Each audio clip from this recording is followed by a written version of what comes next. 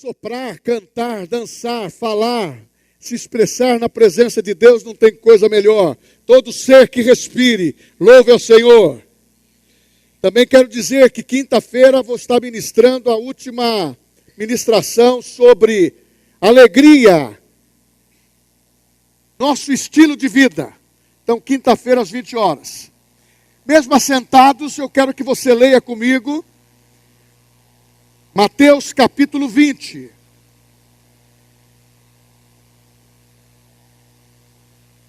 A palavra que eu tenho de Deus para a minha vida, para nossas vidas, para a igreja, ela é sensível, ela é extraordinária, mas ela vai mexer com você.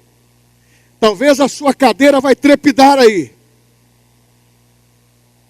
Esse é o motivo dessa mensagem. Versículo 1 ao 5. Vou ler até o 7.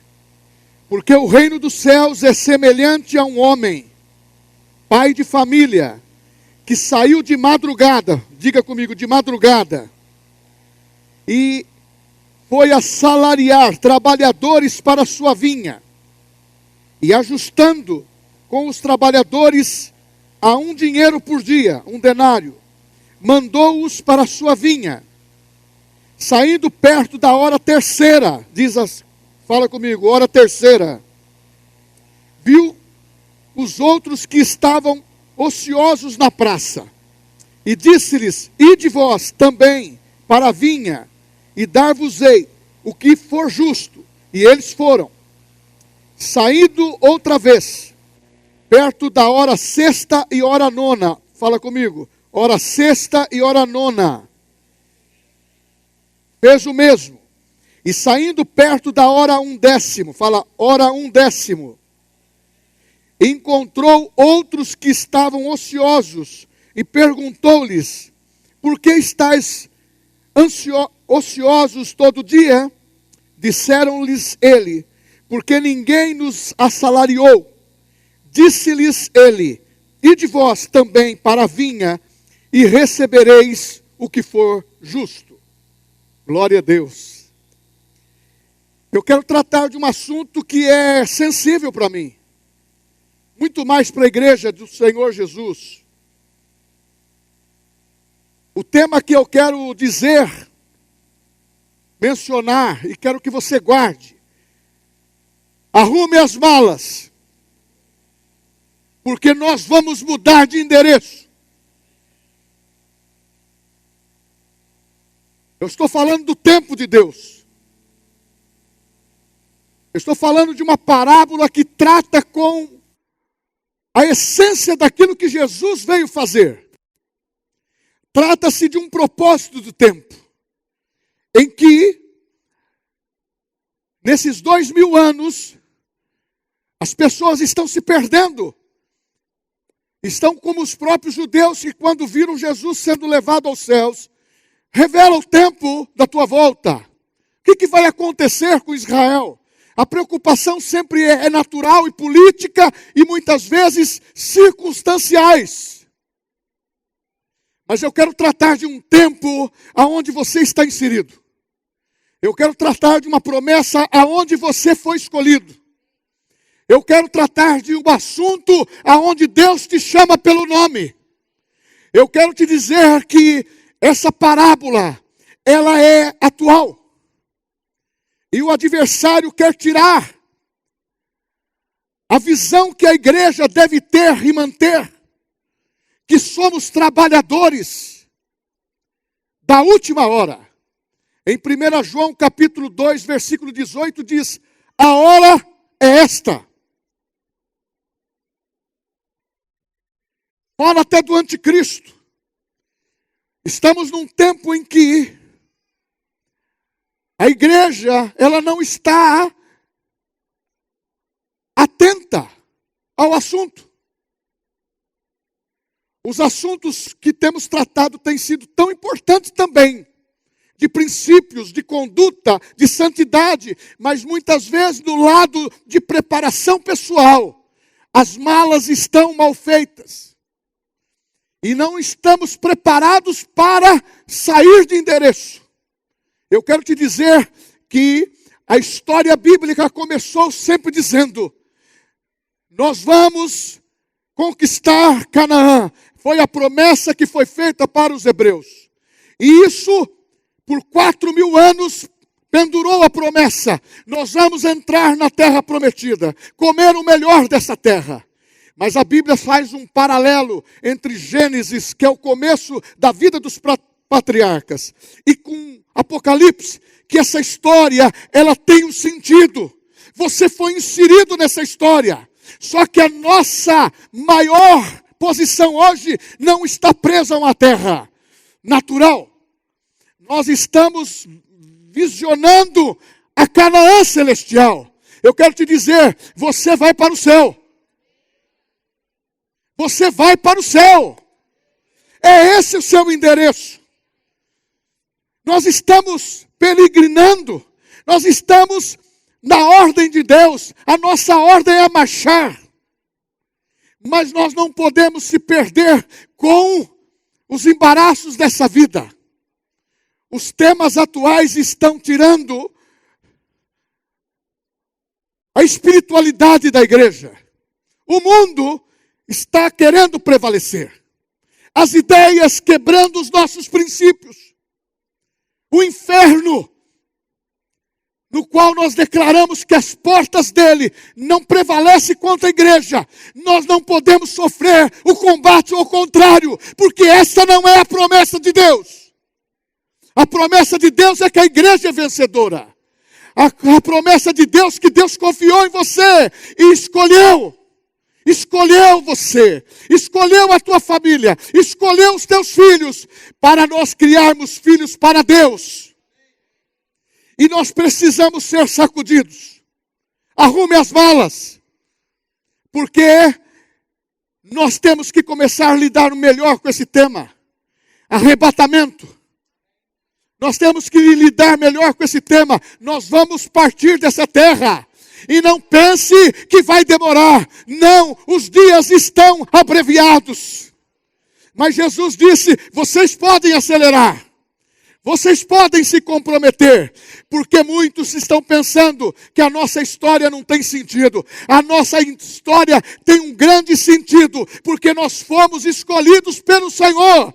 Não fosses vós que escolhesses a mim. Mas foi eu que vos escolhi a vós, para que vades e deis fruto. Então você não é fruto do acaso. Você não é uma pessoa perdedora para Satanás. Ele pode agitar, porque ele está no seu tempo de agitar. Mas ele não vence, porque a vitória é nossa no sangue do Cordeiro. Só que precisa é trepidar a tua cadeira. Nós estamos num tempo em que as pessoas estão em busca de conquistar mais os valores terrenos do que o valor celestial. Nós estamos num tempo em que se valoriza mais a posição das pessoas do que o objetivo que ele deve ter de ir morar no céu. Ah, meu irmão, 1980, 90, 2000, se falava tanto. Até tinha uma fábula caduca que dizia que de 2000 não passará. Já foi, nós estamos em 2022.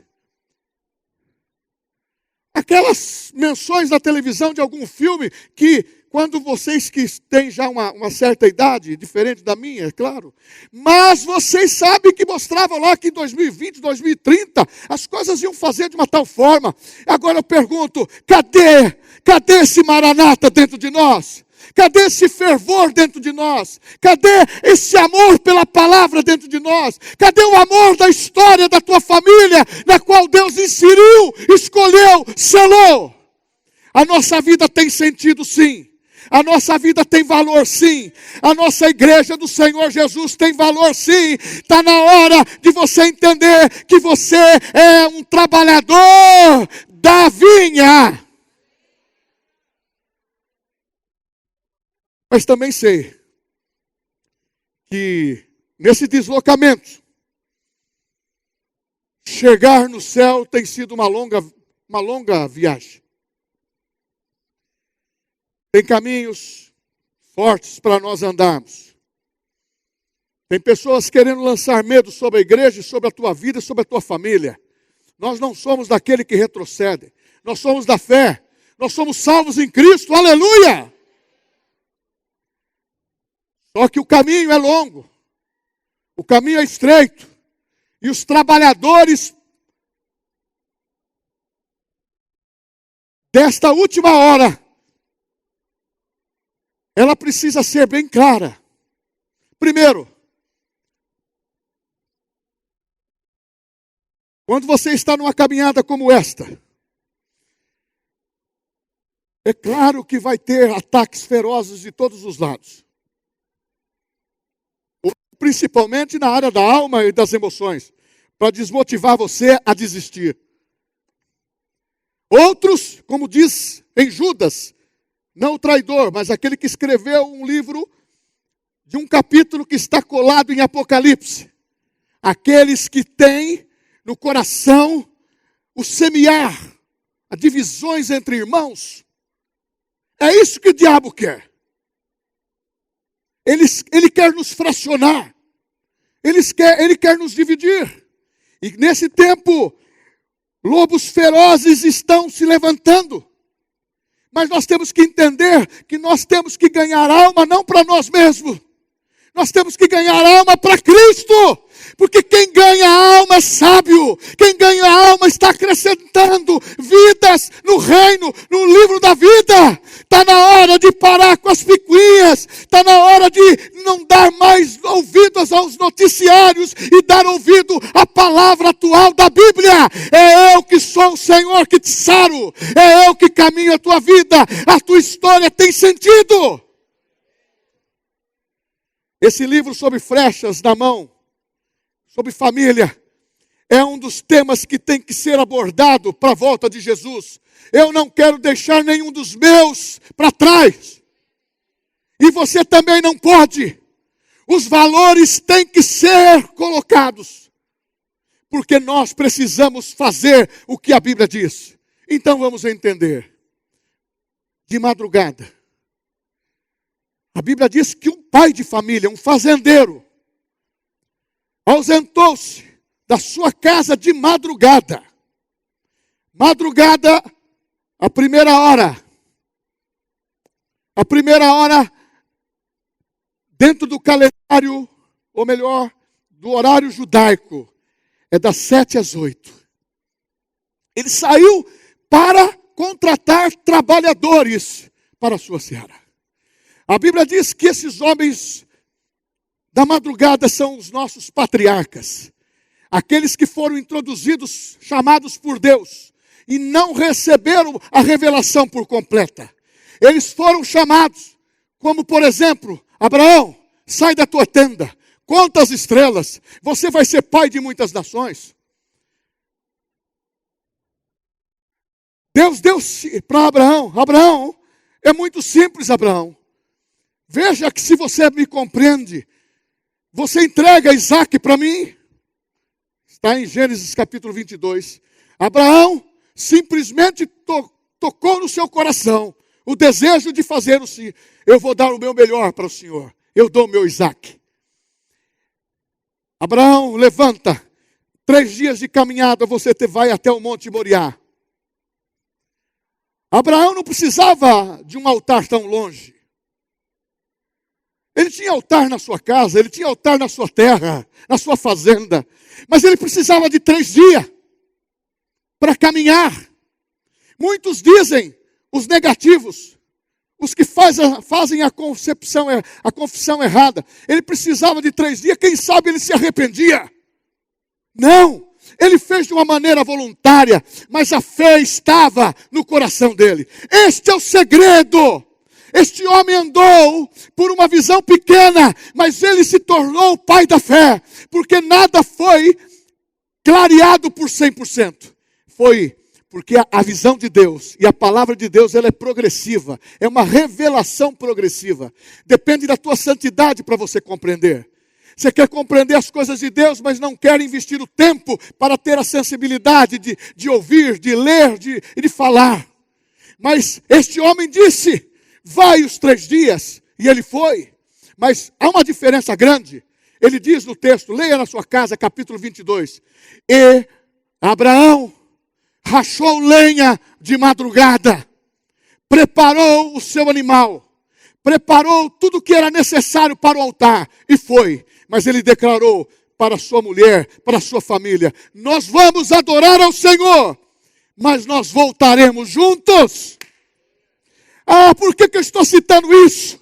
Porque isto é uma mensagem típica daquilo que vamos fazer hoje. Abraão foi citado por Jesus no capítulo 8 de João 56. Abraão, ele viu o meu dia e se alegrou. Meu irmão, Abraão, ele já estava apontando que da mesma maneira que Isaac iria ressuscitar, o Messias também iria ressuscitar, porque a visão de Abraão era ver a Canaã celestial. É o que tem que estar no nosso coração. É construir para o tempo de 80, 100 anos ou construir para a eternidade. Arruma a sua mala, prepara a sua mala, porque você vai mudar de endereço. Eu não estou dando uma de louco, não. Mas a Bíblia fala que nem Jesus, na qualidade de filho, sabe o dia e a hora. Mas aqui já vai uma luz acendendo dentro de uma parábola como essa. Um fazendeiro, um pai de família, uma pessoa como nós. Mas pastor, por que isso? Porque hoje tem um monte de religiões. Hoje tem um monte de seitas. Hoje tem um monte disso, de coisas que a cabeça de pessoas saem daqui para ver um ET lá no monte atrás da floresta amazônica. O outro, ele tem uma outra cultura espiritual.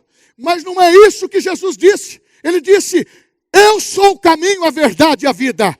Os trabalhadores do Pai nessa vinha precisam estar sabendo que no passado houve milagres. E o pai da fé é Abraão, mas que mostrou para Jesus que é o autor e consumador da nossa fé. Essa é a hora primeira. Quando tudo está começando, a revelação veio. E as coisas começaram a aparecer. E os patriarcas começaram a se envolver. Mas você percebeu que a vinha é a mesma? Quando Jesus disse isso, só mudou os trabalhadores. Hoje nós estamos no século 21. A vinha é a mesma. Só mudou os trabalhadores. O dono da vinha é o mesmo. Só os trabalhadores que são diferentes. Porque a vinha é a obra de Deus, é a sua igreja. Nós, me perdoa dizer isso, nós não estamos brincando de igreja. De qual é a igreja melhor, qual é a igreja mais gospel, qual é a igreja mais sensível.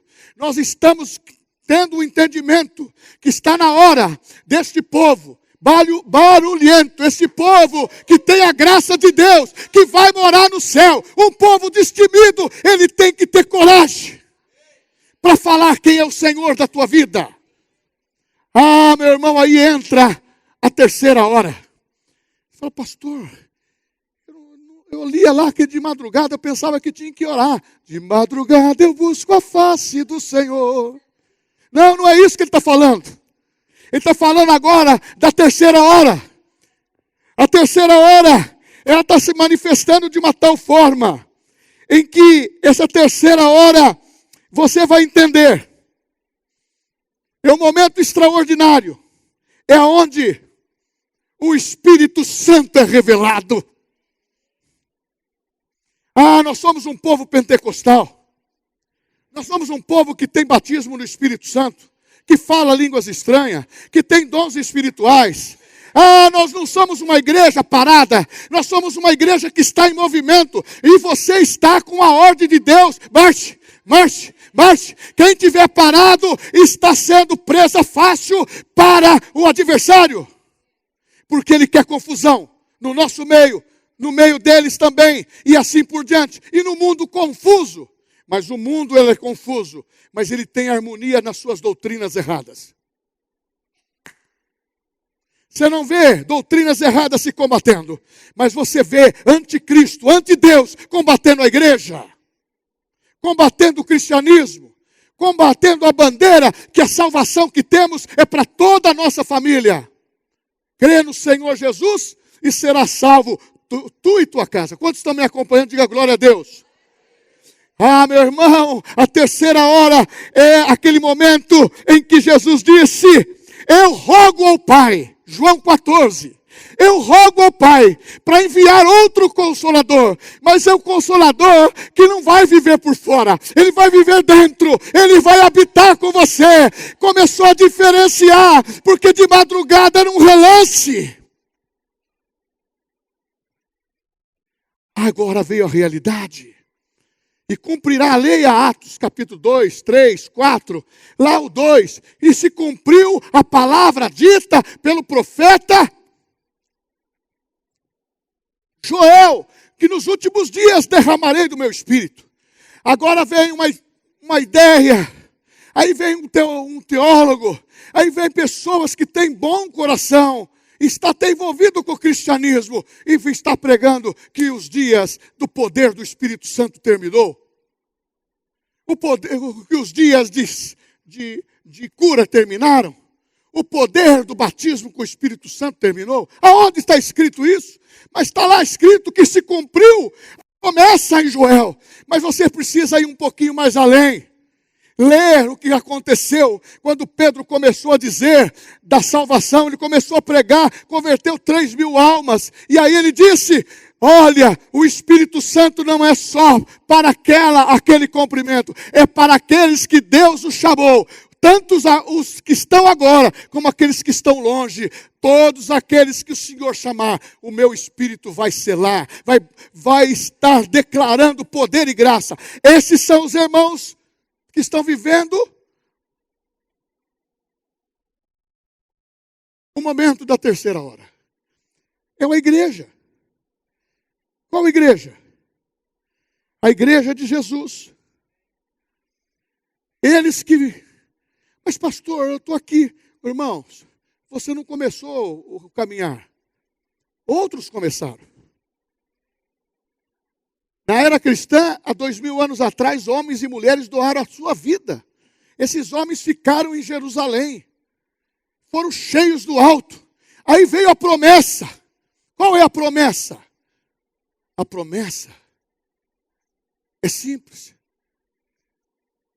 É Atos 1:8. Ser-me-eis testemunhas de poder, tanto em Jerusalém, como em toda a Judéia, Samaria e até os confins da terra.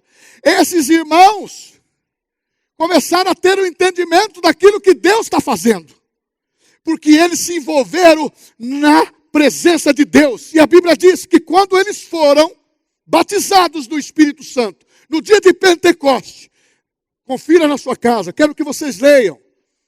Eles foram batizados pelo Espírito Santo e foram vistas línguas de fogo. Fala assim, foram vistas línguas de fogo sobre a cabeça deles.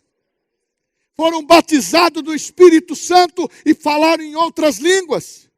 Meu irmão, eu fico imaginando assim, naquele momento, Pedro, você está falando, eu estou vendo agora uma língua de fogo em cima da tua cabeça. Oh, Bartolomeu, eu estou vendo línguas de fogo na tua cabeça. Filipe, estou vendo línguas de fogo na tua cabeça. E aquelas línguas de fogo foi irradiando para aqueles irmãos todos. E o poder de Deus foi derramado ali. E a Bíblia diz, a todos quantos o Senhor chamar, perto ou longe, esse poder está garantido. Então, nos dias de hoje, se cumpre o que diz a Bíblia. Os sinais acompanharão aqueles que creem. No meu nome, disse Jesus. Expulsarão demônios, falarão em novas línguas. Porão as mãos sobre os enfermos e sararão.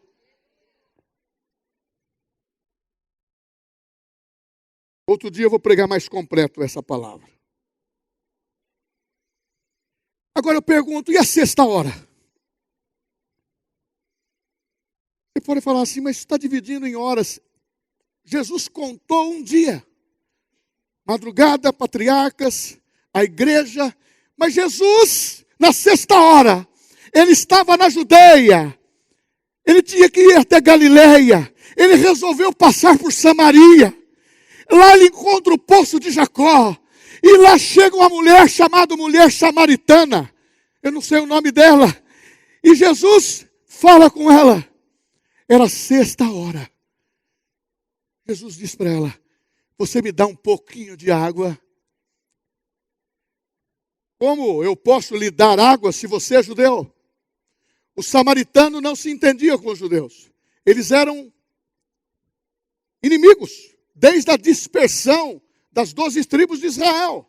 Eles também eram um tipo de situação histórica, patriarca, eram prosélitos do judaísmo, e eles tinham uma versão. E eles queriam fazer coisas diferentes que não estava dentro do princípio. Porém, a Bíblia diz, podia Jesus escolher outro caminho, mas ele escolheu aquele. Outros caminhos eram mais seguros até, em relação a assaltante, a situação geograficamente mais perto e também mais plano. Ele foi para lá, encontra a mulher samaritana e pede água. E essa mulher diz, não dá para falarmos. Diz a história que aonde um samaritano lavasse as suas mãos, o judeu não lavava os seus pés. Havia uma intriga muito forte. Isso é uma intriga do demônio. Porque tem história, tem sentido o que aconteceu. E Jesus simplesmente disse para ela na sexta hora: mulher, se você conhecesse o dom de Deus e soubesse quem fala contigo, tu me pedirias e eu te daria água, água viva. Uma fonte iria jorrar sobre você e você começaria a entender isso. Aí ela desviou o assunto. Nós temos uma questão que não tem solução. Aonde deve orar? Nós estamos aguardando o Messias, porque o Messias vai definir se vamos orar no templo ou se vamos orar no monte. Jesus disse, quem vai definir? É o Messias. Eu sou. Criou um impacto. E aquela revelação, Jesus disse o seguinte para ela: o Pai está buscando verdadeiros adoradores que o adoram em espírito e em verdade. Mas eu quero te falar agora, a hora é esta. O Messias não vai precisar o futuro, a hora é esta. É a hora da conscientização que amar a Deus não é por palavras que muitas vezes são lançadas ao vento. Amar a Deus é amar de coração. Amarás o teu Deus de todo o teu coração, com toda a tua força. Amarás o teu Deus mantendo a sua caminhada, mantendo a sua jornada, mantendo a marcha de combate da fé. Não é desistir pelo medo, não é desistir pelo Covid, não é desistir por situações que você não controla, mas Deus controla. Foi isso que Deus falou de madrugada para Moisés: eu sou o que sou, Moisés. E na cabeça de Moisés ouvir de Deus isso, eu sou o que sou, é igual uma pessoa falar para você, eu sou o que sou, e aí? Então vou traduzir o que Deus falou para ele depois. Eu sou a tua ajuda, Moisés. Eu sou a tua fortaleza.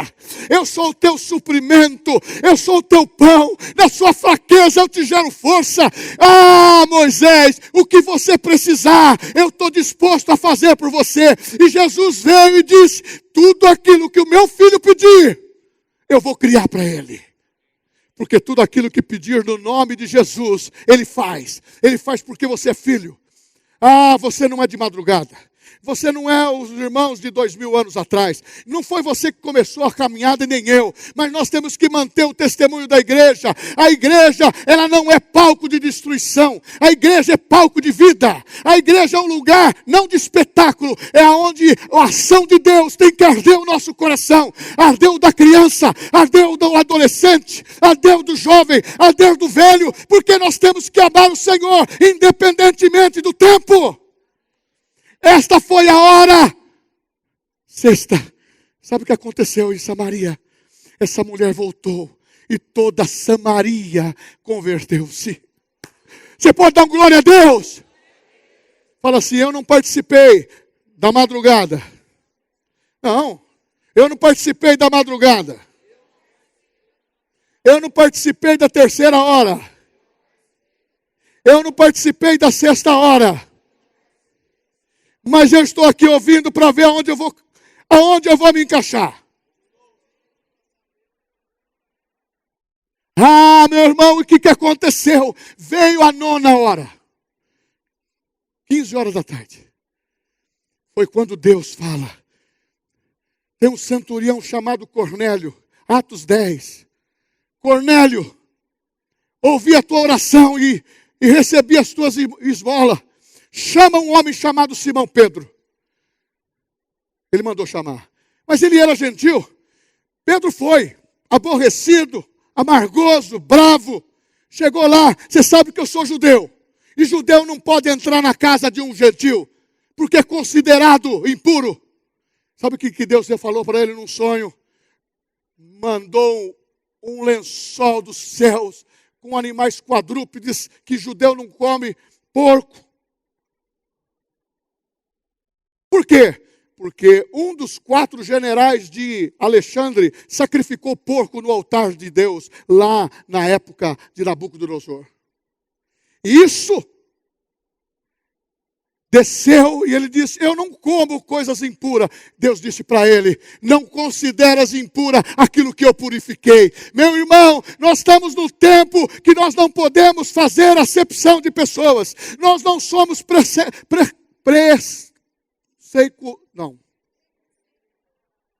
preconceituosos. Muito obrigado. Quando você tem a mulher sábia, é muito bom.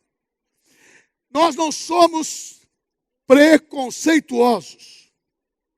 E nós não estamos à caça das pessoas que erram. Pelo contrário, nós estamos na ponta da língua com o poder das boas novas, as boas novas que salva, que cura, que liberta e batiza com o Espírito Santo e vai voltar o Cristo. Arrume as suas malas, você vai mudar de endereço. Talvez você não complete os seus 50 anos. Talvez você não complete os seus 60. Talvez você não complete os seus 40. Porque nós estamos no momento em que diz a última hora. Ah, Cornélio, quando viu isso, sabe o que aconteceu? Pedro ia pôr tudo a perder. Ali estava uma oportunidade de Deus para salvar as nações.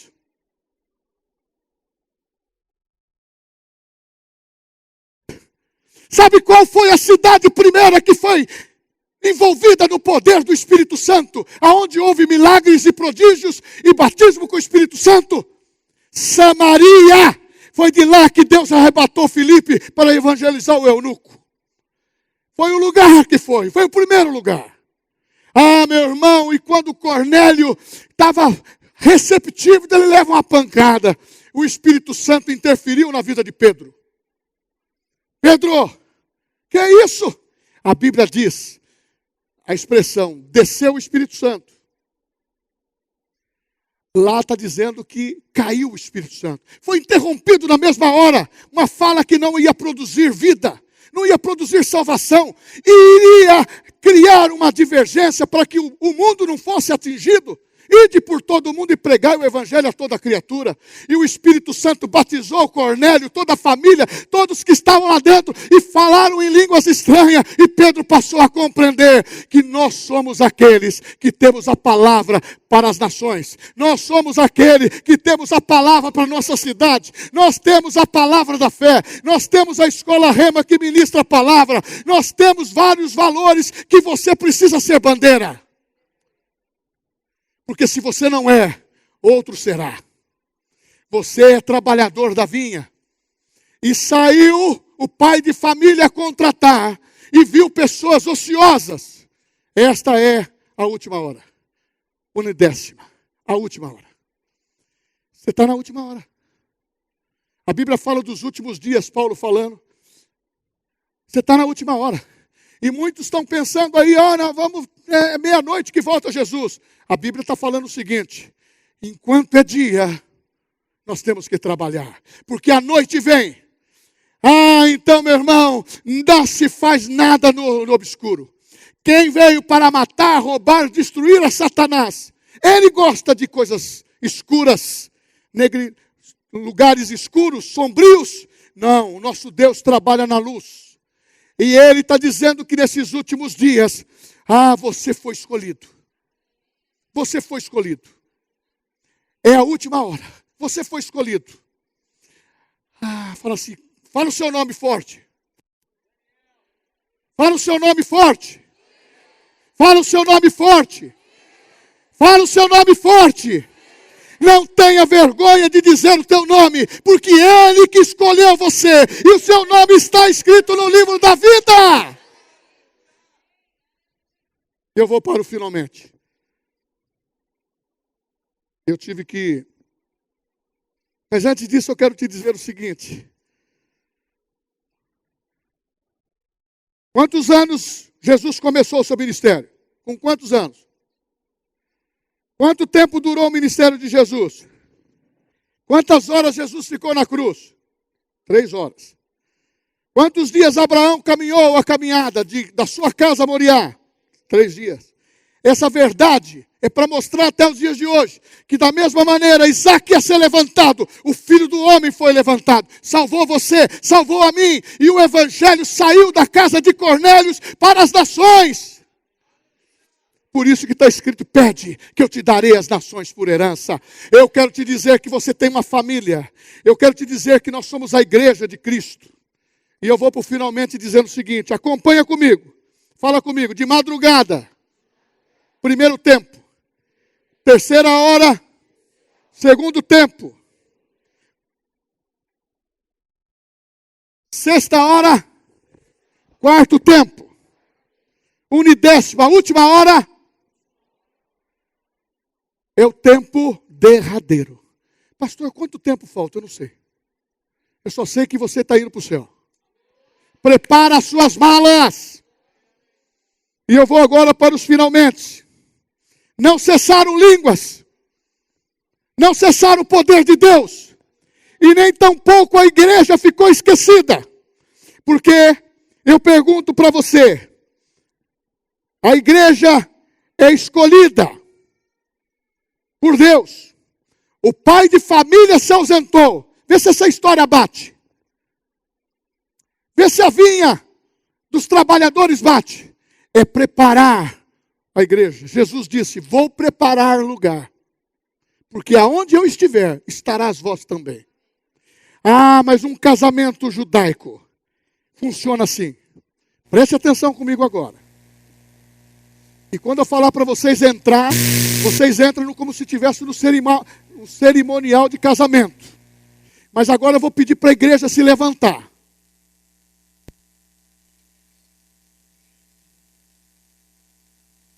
Quando um moço escolhia a moça para se casar, ele dava um presente, de acordo com a condição social e financeira que ele tinha. Ele dava uma dracma, ele dava um colar, ele dava uma joia, e selava o dia do casamento. E a jovem que era prometida gravava uma frase lá na joia, consagrada a mim, consagrada a mim. O rapaz ia embora, porque ele tinha compromisso de trabalhar em construir a sua casa, mesmo que fosse rico, ele participava, e se cumpriu a palavra, meu pai trabalha até agora, e eu trabalho também. Todos que estavam envolvidos para se casar numa aliança, precisa envolver tempo e investimento no casamento, na família. Família não é qualquer coisa. A esposa não é qualquer coisa. O marido não é qualquer coisa. Não foi os anjos que estão preparando o lugar. Jesus foi para preparar o nosso lugar. Arruma as malas. Em breve a igreja vai viajar. Amém. Aleluia. Naquele período o noivo não podia visitar a noiva.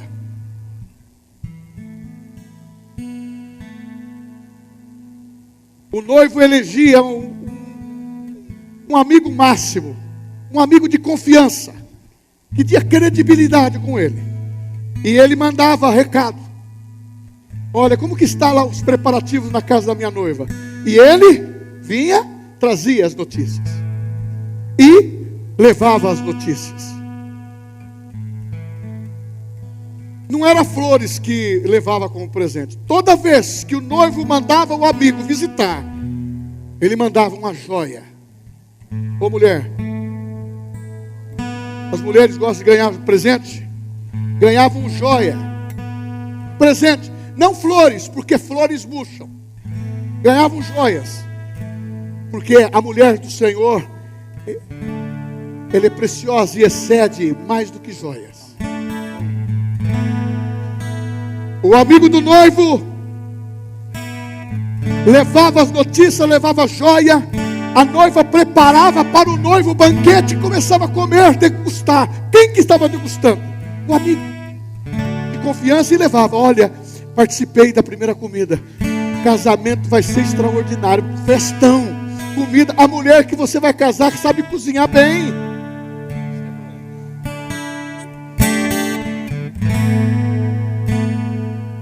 Ela levava as notícias, ele levava, e a coisa começava a fazer. Agora eu pergunto aqui para você. Vamos trazer isso para a vida espiritual e cristã. Quem é o noivo que deixou uma noiva consagrada para ele, para si, e foi preparar casa? Qual o nome? Não, vocês não estão envolvidos no princípio. Qual o noivo que foi preparar uma casa e deixou a consagrada aqui? É o nome dele. O nome dele. Esse nome tem que estremecer a nossa vida. O nome dele é Jesus. Quem é a noiva que ficou aguardando a sua volta? Olha para o seu irmão e fala: é você. É você. É você que ele está esperando. Quem é o amigo que o noivo pediu para cuidar da noiva? É o Espírito Santo. Quais são as joias que têm sido dadas pelo Espírito Santo para adornar a noiva?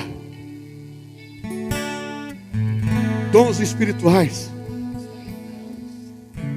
línguas estranhas, fruto do Espírito, cura, saúde, o emblema máximo, salvação. Quando vires acontecer essas coisas que são tenebrosas, que são difíceis, erguei os vossos olhos e glorificai a Deus, porque o nosso tempo é chegado.